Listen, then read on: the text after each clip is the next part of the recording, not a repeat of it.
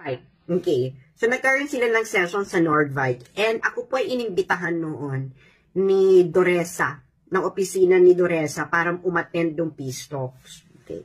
So, nandun, normal peace talks, nandyan, meron, nandun si Joma Sisa, nandun yung puwersa ng gobyerno sa Nordvike, Netherlands.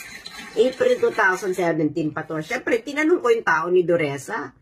No, sabi ko, ASEC ata yun eh. ASEC o yung SEC ni Doresa. Tinanong ko siya. Sigurado ba kayo dito? Sabi ko ganyan. Sigurado ba kayo dito sa chika nyo to? Ganyan. Anong mangyayari kung hindi tumupad itong Communist Party of the Philippines at NPA? Ngayon, sabi sa akin ng USEC at ASEC ni Doresa, this was on April 5, 2017. Kapag hindi sila nag-disarm, kasi ang condition nun is complete disarmament, no? Titigilan na nila, complete disarmament, is, i-declare na, pero, de-declare ni Digong na terrorist organization ang Communist Party of the Philippines at pag-aarestuhin yung mga nandun. Sino yung mga nandun? Bibigyan ko lang kayo ng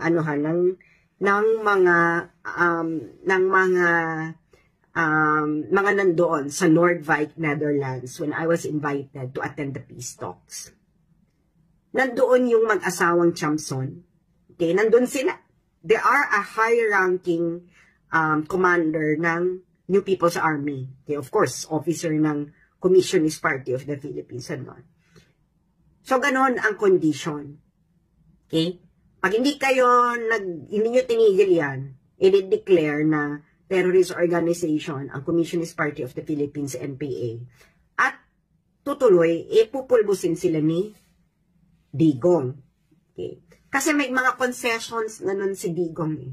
Ano yung mga concessions niya? Wala pang peace talks. Pag-upo ni Digong, sinabihan niya na ito, pagkapanalo ni Digong, sinabihan niya itong Communist Party of the Philippines, NPA, na magbigay kayo ng recommendation para sa cabinet. Bibigyan niya ang Communist Party of the Philippines, NPA, ng mga pwesto sa gobyerno. Okay, cabinet portfolios. Alam niyong lahat yan, no? Let's not forget history. So ngayon, si Joma and the NDF, the political arm ng Communist Party of the Philippines, nagbigay sila ng recommendations. Sino? DSWD, si Tagiwalo. Sa Department of Agrarian Reform, DAR, si Mariano. Diba? Tapos may sa Department of DENR, Department of Environment, si Lopez. Okay?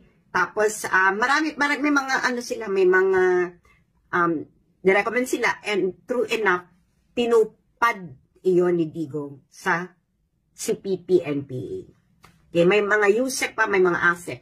Si Lisa Masa na-appoint na National Poverty Anti-Commission. So, yun yung mga nasa cabinet level. Meron pang mga USEC, ASEC. Totoo yan, USEC, ASEC. Ang gusto lang ni Digong nun ay itigil na ng Communist Party of the Philippines ang kanilang armadong pakikibaka. Kasi binigyan ka na eh. Pinaupo ka na sa gobyerno. Pinaupo na kayo sa gobyerno ni Digong. Anong nangyari? Hindi nila ito tinupad. So, walang choice si Digong. Actually, ayaw ng militar yung ginawa ni Digong noon. Kasi nga, gusto talaga ng militar noon. To be honest with you. At alam ko to kasi pinapunta ako ni Doresa noon sa peace talk sa Netherlands. Ayaw ng militar. Pero may political will kasi si Digong. At may tiwala sa kanya mga militar, kasi ngayon ginawa niya sa Davao, na naayos ni Digong yung Davao with his arrangements with the Communist Party of the Philippines and NPA. So kaya nga naging peaceful yung Davao. Dati ang Davao, ang tawag dyan ay Nicaragdao. No? Nicaragdao. I-search niyo yan kung bakit Nicaragdao ang tawag dati sa Davao nung panahon ni Cory. Nalinis yan ni Digong. Hindi tumupad sa usapan ang Communist Party of the Philippines, NPA. Tinuloy pa rin nila. So, walang choice si Digong, no? Kundi ituloy ang laban. And true enough, tinodo ni Digong.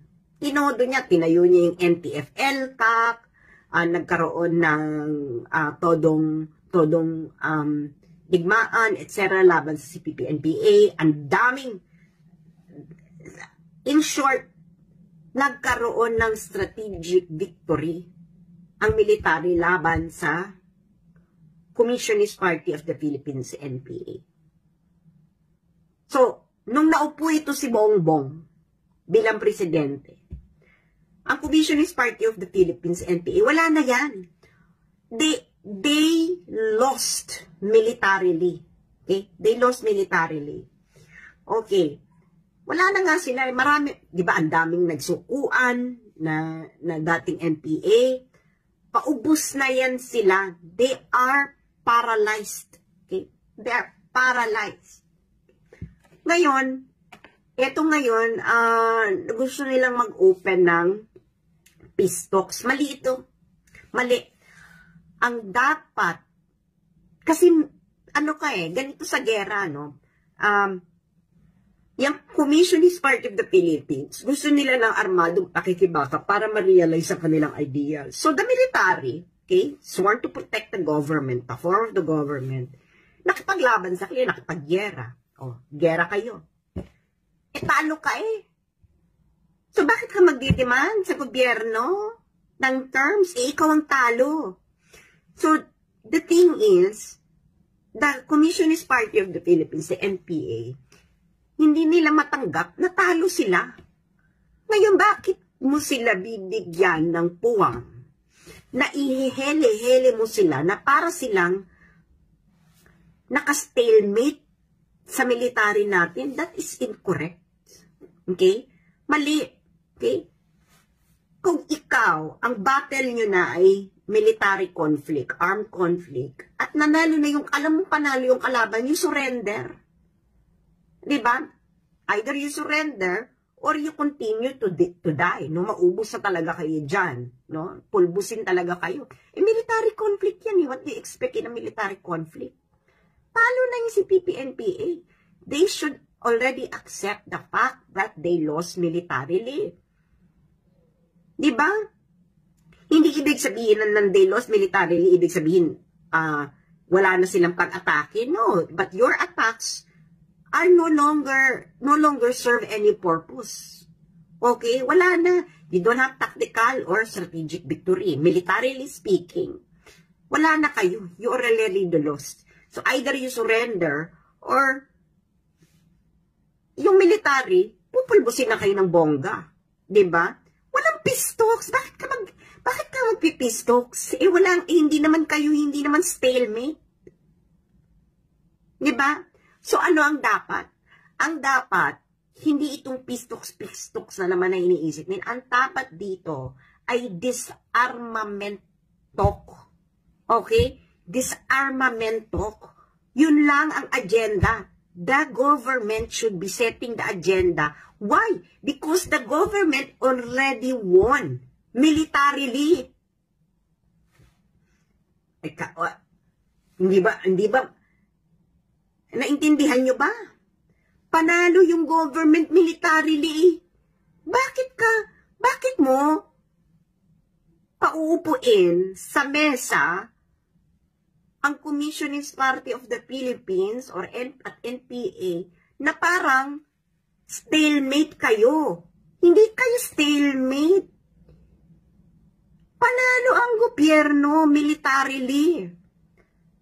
So the enemy, the enemy of the military, the opponent of the military, the logical thing to do is either for them to surrender or if they would like to continue the fight o itanggapin na nila ang kanilang kapalaran na mawawala sila sa mundo. Diba? So, ang gobyerno, what should the government give to them? The government should give to them some sort of mercy in the form of disarmament talks. Diba? This is not the usual peace talks. This is disarmament talk.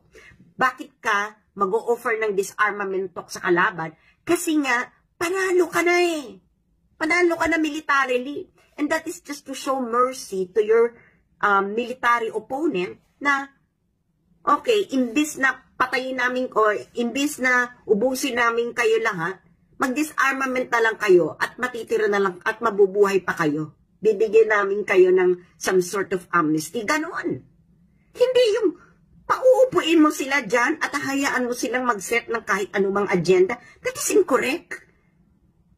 Sinasayang ninyo ang military victory ng Armed Forces of the Philippines. Whether we like it or not, na nanalo ang AFP laban sa CPP-NPA. The fact of the matter is the AFP won militarily. That is just the rules of, that is just how you properly do war. Okay? Kaya nga itong mga commander at ano ng CPP-NPA, they don't know anything about war making, no? Because sa war making, you should know when to surrender and when to keep on fighting. That is the real, yan ang totoong military commander.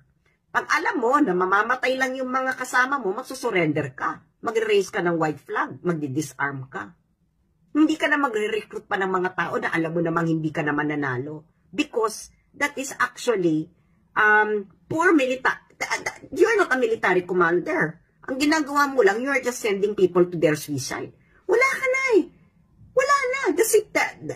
The New People's Army cannot gain any tactical and strategic victory anymore. Kaya napupunta na lang sila dito sa mga maliliit na mga attacks because they already lost militarily. Ano ang masasabi mo kababayan sa usaping ito? Kung meron kang reaction sa video na ito, i-komento ang iyong pananaw at opinyon sa usaping ito. God bless Philippines. Salamat po.